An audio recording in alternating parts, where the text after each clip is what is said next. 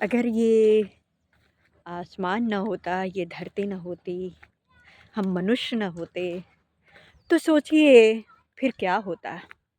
पता नहीं ये धरती, ये प्राकृतिक कब से बननी, जब भी ये बनी होगी, इसकी शुरुआत हुई होगी, तब ये कैसी रही होगी और फिर कैसे हम अगर मैं कभी सोचती हूँ कि इस दुनिया में, इस खूबसूरत जो दुनिया है, ईश्वर हमारे भगवान की जिन्होंने बनाया है इस प्रकृति को, पूरी धरती को, और फिर उनमें से हम मनुष्यों की रचना, ये रचना जो इतनी रहस्यमय है कि आखिर हम हैं कौन और हमें हमें बनाने वाला कौन है और हमारी कैसे उत्पत्ति हुई।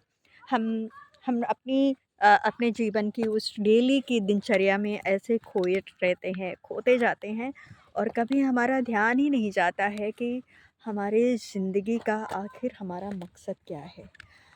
सिर्फ़ उतना ही मकसद है कि हम बस बड़े हुए, जन्म लिया, और जो भी थोड़ा बहुत हमारे जीवन में हमें मिलता है, हमारा पेट भरना। पेट तो हर कोई भरता है। कहते हैं ना कि ईश्वर ने एक चीज़ दे दी है हमें, पेट। उसे किसी तरह से आपको भरना है। लेकिन ये भी कहा गया है कि वो जब भी सुलाता है, वो कभी भूखा नहीं सुलाता है।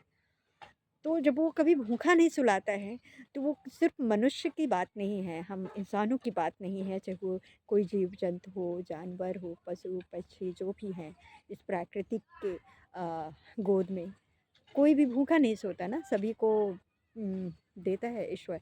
लेकिन हम अपनी भूख के चक्कर में ही, या हमारी भूख इतनी बड़ी है कि हम वो भूख हमारी ख़त्म ही नहीं होती, हम उसकी तरफ बढ़ते जाते हैं। जैसी भी हमारी एक चीज़ पूरी होती है, हम दूसरी चीज़ की तरफ भागते जाते हैं। अब हमें ये चाहिए, अब हमें ये चाहिए, हमारा अपना घर बन गया, अब हमें एक गाड़ी चाहिए, फिर दूसरी गाड़ी चाहिए, फिर एक घर बन गया तो हमें दूसरा घर चाहिए। हमारे हमारा बैंक बैलेंस अभी इतना है, तो अभी इतना और होना चाहिए। तो लाइफ बस यूं यूं यूं यूं और यूं निकल गई। मिला क्या? कभी हमने वक्त निकाला कि ये सारी क्रियाएं जो हो रही हैं, हम जितना भागते जा रहे हैं, दौड़ रहे हैं, उन सब के पीछे राज क्या है? आखिर हम भाग क्यों रहे हैं? हमें संतुष्टि क्यों नहीं मिल रही है, या हम खुश क्यों नहीं हैं? तो मैंने बहुत सारे जब मैं ट्रैवलिंग करती हूँ, तो मैं जो भी मैं रिसर्च करती हूँ, मैं देखती हूँ, मैं पाती हूँ कि चाहे वो बहुत गरीब इंसान हो या चाहे बहुत अमीर इंसान हो, मिडिल क्लास हो, या जो भी हो, तो उन सब में एक चाहत है, सिर्फ एक ख्वाहिश, एक चाहत कि उन्हें कुछ बनना है, कुछ करना है। मतलब मैंने कोई ऐसा इंसान देखा ही नहीं है, पाया ही नहीं है, जो जिसके पास जितना है और उसी में संतुष्ट हो, वो ये कहे कि थैंक यू गॉड, मुझे ईश्वर ने जो कुछ भी दिया है ये बहुत कुछ है, मैं बहुत खुश हूँ इसी में। अगर उसकी एक ज़रूरत पूरी हो जाती है, तो उसकी दूसरी ज़रूरत के लिए वो प्रयास करने लगता है और उसमें खो जाता है। तो हम भूल जाते हैं अपने ईश्वर को धन्यवाद देना, यूनिवर्स को धन्यवाद देना, जो कुछ भी वो हमें दे रहा है। हम जिस लायक हैं, हम जो डिज़र्व करते हैं, उस हिसाब से हमें यूनिवर्स, हमारा ईश्वर, हमारा इष्ट हमें दे रहा है और हमें मिलता है।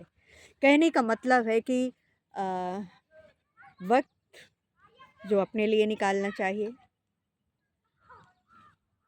खुद से कनेक्ट होना चाहिए, खुद से कनेक्शन बनाओ, अपनी मस्ती में रहो, दुनिया जाए भाड़ में। एक वक्त ऐसा भी आता है जब आपके पास कोई नहीं होता है, सिर्फ आप अकेले होते हैं, और वो समय ऐसा होता है जब आप कहते हैं कि मैंने क्या किया, मैंने इतना कुछ किया, लेकिन आज मेरे पास कुछ नहीं है या मेरे पास कोई नहीं है। वो क्यों होता है? अगर इस बात को हम, जैसे कि हमें किताबें पढ़ाई जाती है, बचपन से हमें शिक्षा दी जाती है, और ये शिक्षा अगर हमें बचपन से मिलनी शुरू हो जाए, ये ज्ञान हमें बचपन से मिलना शुरू हो जाए, ये अनुभव हमें बचपन से मिलना शुरू हो जाए, तो शायद कि हम अपनी पूरी एज में, एक एज आने के बाद हम ये नहीं सोचें, हम ये अपनी अपने लिए वक़्त निकालना, अपने लिए सोचना और अपने लिए जीना। और हमारा मेन मकसद क्या है मनुष्य होने का, जन्म लेने का, हमारा ध्येय क्या है? सिर्फ़ पाते रहो या देते रहो? एक्चुअली मनुष्य का मकसद ये नहीं है कि सिर्फ़ लेते रहो, उसका मकसद है देते रहो।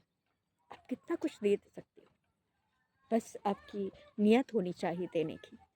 तो ये सारी शिक्षाएँ हमें अगर बचपन से मिलें, ये सारे अनुभव अगर हमें बचपन से मिले, तो हमें लगता है कि हमारी जो तकलीफ़ें हैं, मनुष्य की हमारी जो लाइफ़ है, हमारी जो ज़िंदगी है, हमारी जो जर्नी है, ये पूरी पता नहीं किसको कितने मरना, मृत्यु सत्य है।